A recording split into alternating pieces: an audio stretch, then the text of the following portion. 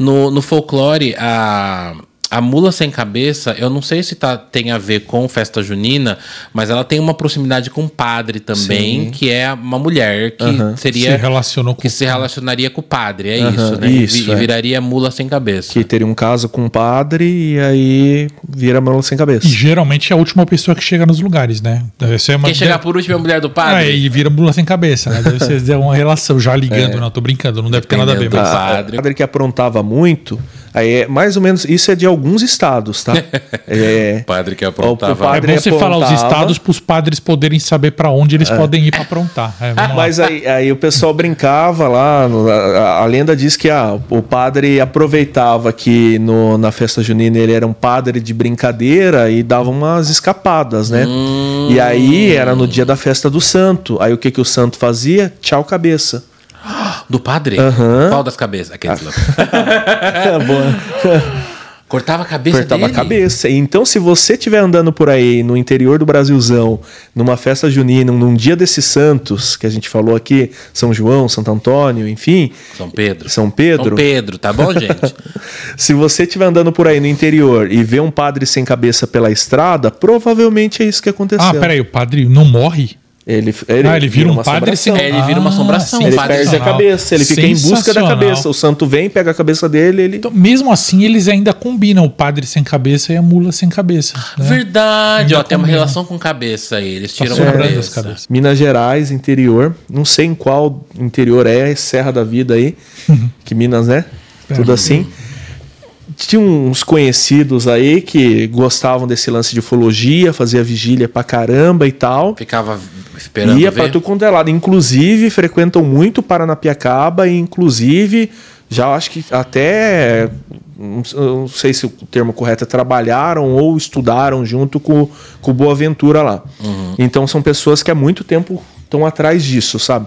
E eles receberam lá, tipo, tem um lugar, uma estradazinha interior de Minas, que aparece muita coisa. Você tá lá acampando, vai aparecer alguma coisa, orbe e tal. Foram pra lá e ficaram, tipo, aí eles aproveitavam e passeavam, né? Curtiam, faziam montanhismo, acampavam e tal. E numa das noites que eles estavam lá, eles decidiram, tipo, fazer uma caminhadinha noturna, nem era tão tarde assim. E estavam caminhando, quando eles viram 3 caipiras sem rosto passando por eles na estrada. Surgiram do nada e passaram do nada. Sem rosto? Sem cabeça? Sem rosto.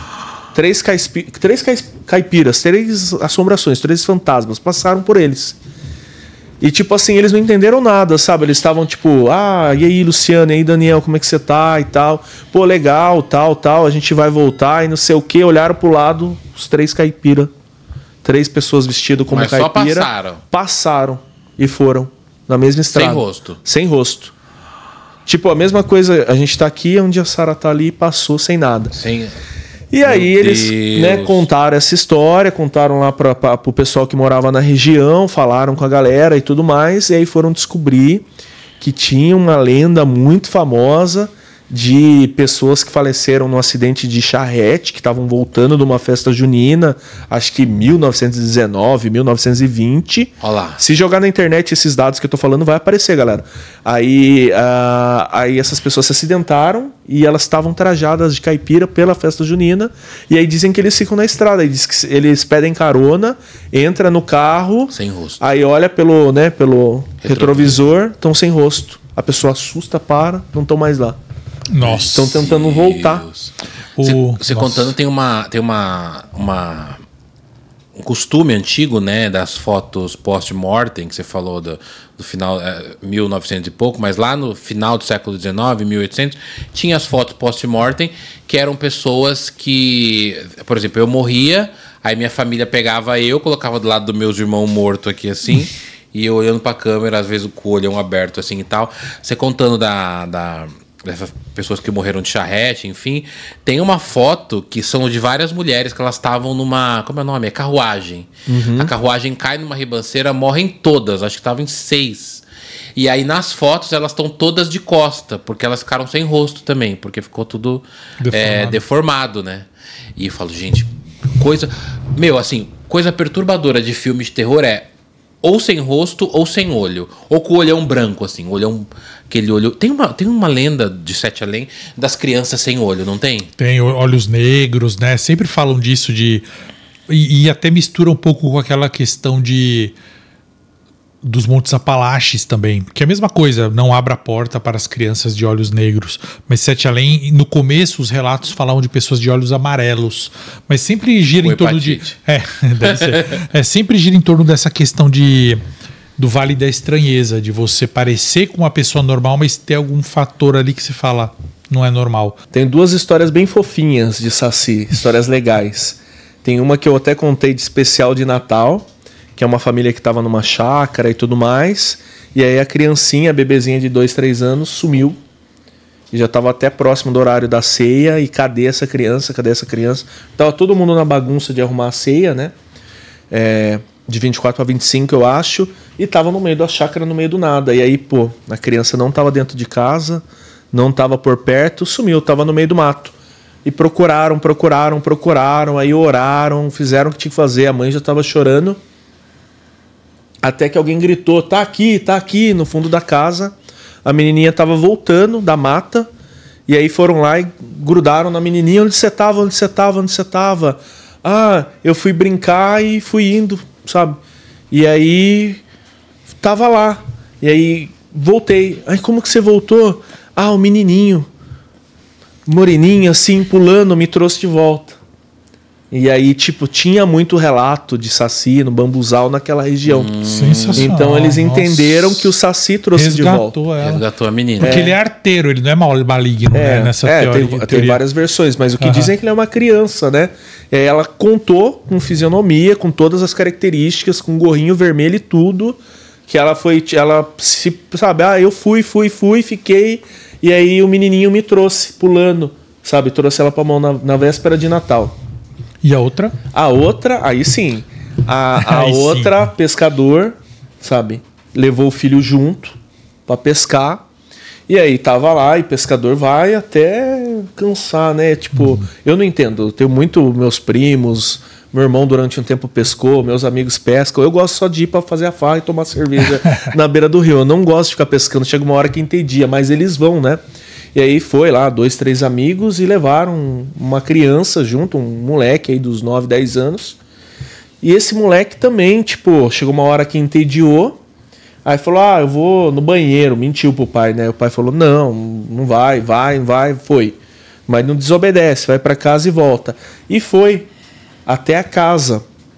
Só que chegando na casa, ele viu barulho na casa da frente, que não era para ter ninguém, porque eles estavam na casa de apoio, né? E a casa dos donos, que ficava fechada, não era para ter ninguém, dos donos do lugar que eles estavam pescando. Curioso, criança foi até lá. Só que assim, foi, e quando olhou, já não estava num lugar que conhecia. E aí, tudo estranho. Aí ele falou que foi se aproximar para pedir ajuda dessa casa, umas pessoas esquisitas. Aí ele ficou com medo, não chegou perto, até que ele escutou o assobio, né? O assobio de longe, só que é aquilo, né? Se você escuta e a sensação é que tá longe, é que tá do seu lado. Ixi. Se você escuta e se parece que tá do seu lado, é porque ele tá longe. Ele escutou o assobio de longe, ele olhou pro lado, aí o Saci já grudou no braço dele e levou ele de volta pra beira do rio. Falou, vai lá com seu pai lá. Também deu uma ajudada. Deu uma ajudada pra ele também. Pai, moleque. E ainda deu um esporro nele assim. Aí vai lá com seu pai.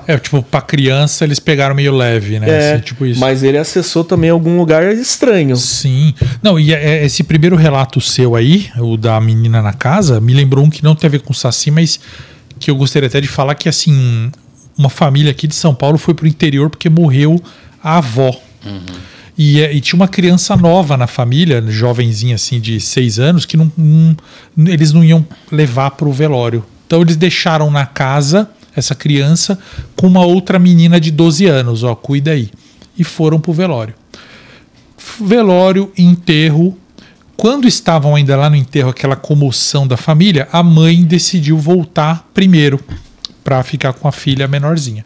Quando voltou para casa, daquela casa da família ali que estava só a menina de 12 anos. Ela falou, sumiu, não sei onde está.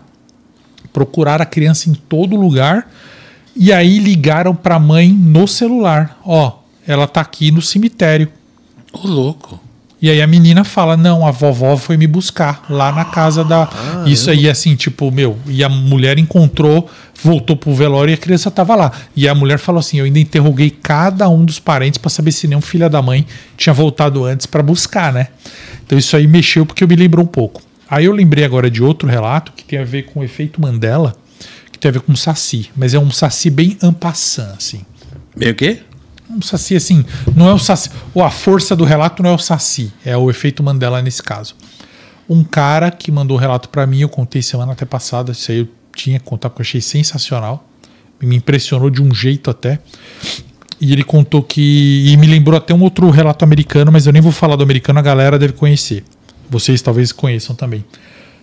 O cara disse que nos anos 2000, no comecinho, lá nos anos 2000 e pouquinho, ele acordava para assistir na TV Cultura uma paródia que passava na Cultura do Sítio do Pica-Pau Amarelo. Só que era o Sítio do Corvo Negro. Ixi. E aí ele fala, minha mãe não gostava que eu assistia porque eu ficava impressionado, porque tinha a Cuca, só que a Cuca pegava as crianças para cozinhar. Então, uma cena que eu lembro muito é a minha Cuca pegando um menino, não o Pedrinho, pegava um menino e falava assim, esse vai para minha panela. Aí cortava, ela já tava na panela, e que era meio bizarro. E que aí depois ele parou de assistir porque a mãe proibiu, só que aí ele nunca mais assistiu e ninguém lembra. Então ele fala, ninguém lembra desse sítio. Ele até pediu para quando eu contasse eu mudasse para Pica-Pau Vermelho, Pica-Pau Verde, mas não falasse Corvo Negro, porque eles têm mal-estar quando se fala isso. Mas eu falei, vou falar o nome verdadeiro do sítio que ele me passou. Ele ficou com medo até quando ele contou para mim, porque ele jura que ele assistiu vários capítulos dessa série que nunca teve. E ele fala TV Cultura, que ele via na televisão. Achava muito legal. E eu achei isso até meio Lost Media, que tá na moda agora, né? Lost Medias, assim. Um senhor, um dia voltando para casa, achou, né? Três pintinhos lá, 3 galizezinhos andando pra rua, pegou 2, um sobreviveu, um morreu. E ficou com o galo, criou o galo igual o cachorro dentro de casa. E o galo foi cada vez ficando mais bravo, cada vez ficando mais bravo. E tinha uma coisa muito característica, que o galo não gostava da mãe dele. E aí, o que os vizinhos contaram pra ele uma vez? Que viram um homem dentro da casa dele. Ele falou, não, na minha casa só moro eu e meu galo. Não, quando ele saía pra trabalhar, dizem que via um homem lá. Ah lá. Era o galo. Não sei. E aí, o galo foi cada vez ficando mais assim, maluco. Tanto que a brincadeira era, o galo tinha nome e tudo mais, mas nós chamávamos de galo possuído. E aí esse galo começou a atacar as pessoas de arrancar sangue. E aí um dia esse galo armou uma arapuca pra mãe dele, que tava limpando a casa dele. Tipo assim, sujou o quarto, bagunçou o quarto. A mãe tinha limpado a casa inteira. Aí o galo foi lá e tipo bagunçou o quarto, fez alguma coisa no quarto. O galo que bagunça o quarto. Aí a mãe foi lá arrumar o quarto, né? E aí tipo assim, alguém agrediu ela e não foi um galo, foi um homem. Alguém bateu na mãe dele. Aí ele falou, agora já era, filho. Aí, panela no galo. Aí, tipo, esse vídeo também é muito louco, esse vídeo também. Porque é o único vídeo meu que viralizou. E o YouTube derrubou meu canal porque eu acho que ele achou que era bot. Maus tratos ao gato. Não, ele achou que era bot, sei lá. Porque, tipo assim, eu postei esse vídeo, eu não tinha 1000 inscritos. Eu tinha, sei lá, tava chegando perto dos meus, meu canal não era nem monetizado. E eu tenho print disso pra provar. E sei lá, meus vídeos pegavam 50, 80 views. Esse vídeo, em 10 horas, pegou 20 mil views. Nossa. E até hoje eu não tenho um vídeo de 20 mil views. Eu acho que tem alguns que estão chegando perto. E aí o YouTube pau no meu canal. Não vai falar mal do galo. Aí voltou, mas até hoje deve ter esse vídeo perdido do galo, o índio possuído. Mas essa história é engraçada. Gente, regrava, talvez dê. Regrava. Eu vou fazer, vou fazer um corte desse galo. Eu morria de medo de galo porque falava que galo tinha espora. Esporão. Esporão assim. O esporão, tipo a pata dele aqui, né? E aí atrás aqui tinha um negócio que ele, quando ele pulava, ele batia. Isso, velho. Lá ele fura uma pessoa. Então, eu morria de medo de galo. Então eu tinha razão. Tem um vídeo assim, desses curtinhos, assim, de no quintal, o cara tem 2 galos desse e entra um rato. E os bichos matam o rato rapidinho, só pulando assim, dando essas patadas aí. O bicho é bravo. Dá dó do rato. Tem força. O rato tenta fugir. vai rateando. Sim, por isso que tem as rinhas, né? Que o pessoal levava igual briga de cachorro. Os cara é verdade. Bicho é violento, fazer, né? Rinha de galo. Tem uma história que eu não tenho certeza, mas eu acho que eu já até contei pra você, Dani, que eu sempre conto, e isso também uma vez viralizou, porque eu fui num podcast que não tinha nada a ver com terror, que eu fui convidado lá pelo meu canal de cinema, né? Pelo Hora do Pesadelo. Podcast nerd, pra falar de filme, pra falar de nerdice. E aí os caras falaram, o Rogério também tem um canal onde ele conta causas, conta relato, conta um bem legal aí. Eu falei, tá bom. Aí conta do quê? Aí tinha um cachorro no estúdio. Fala um de cachorro aí, né? Um cachorro caramelo aí eu, dormindo. beleza, né? Fui contar o relato e aí, tipo, o corte no final virou um puta de uma história de comédia, né? Mas é uma história legal e interessante. E essa é bem marcante porque, tipo, a pessoa que me contou que tava quase chorando, contando, né? Era um cara que trabalhava com o pessoal, que era tomateiro. E aí eles iam para colher tomate e às vezes eles varavam noite colhendo tomate, descansavam no mesmo lugar. E era normal eles se reunirem em equipe e irem para esse lugar aí colher tomate e tal, enfim. E aí sempre deu tudo bem, nunca deu ruim, sempre todo mundo se entendeu. Só que numa dessas eles foram para um lugar e aí eu não sei o que aconteceu, mas atrasou, não sei se o tempo não estava bom e foi tumultuando o ambiente, não estava legal. E um dia apareceu um cachorro lá. E o cachorro ficou porque eles ficavam dando o resto da marmita, né? E quando o cachorro chegou, ficou pior ainda o ambiente. E aí começou um falar que tinha mexido na mochila do outro, nas coisas do outro, aquelas coisas assim, alguém mexeu nas minhas coisas, alguém mexeu... E começou a virar discussão entre eles, briga, sabe? Isso em questão de horas e dias. E o ambiente foi ficando tumultuado, e aí a gente tá falando de peão, né? De galera de lavoura, de tipo assim, cima. Pega facão e vai. E até que um deles falou assim, pera lá, olha, independente do que vocês acreditam ou não acreditam, a minha religião é essa e tal, e esse lugar não é um lugar santo, não é um lugar legal, desde que chegou aqui eu não tô bem, e o que faltava pro copo derramar é esse cachorro rege a região, falou um negócio assim e tal, aqui não é legal e esse cachorro toma conta. Aí os caras falam, não, é esse cachorro, se a gente der um fim nesse cachorro, coitado do cachorro, a gente resolve nosso problema. E um deles, eles começaram, na cabeça deles bateu, né? Tipo, um tava querendo matar o outro. Mas na cabeça de um deles falou, não, então não vou matar ele, vou matar o cachorro, pra mostrar pra eles que eu sou o pica, né? E aí, tipo, quando eles começaram a ter as intenções pra ir pra cima do cachorro, o cachorro falou, eu sei o que vocês estão pensando. O cachorro fala, eu sei o que estão pensando. E aí, tipo, todos se assustaram e foi o tempo do cachorro vazar.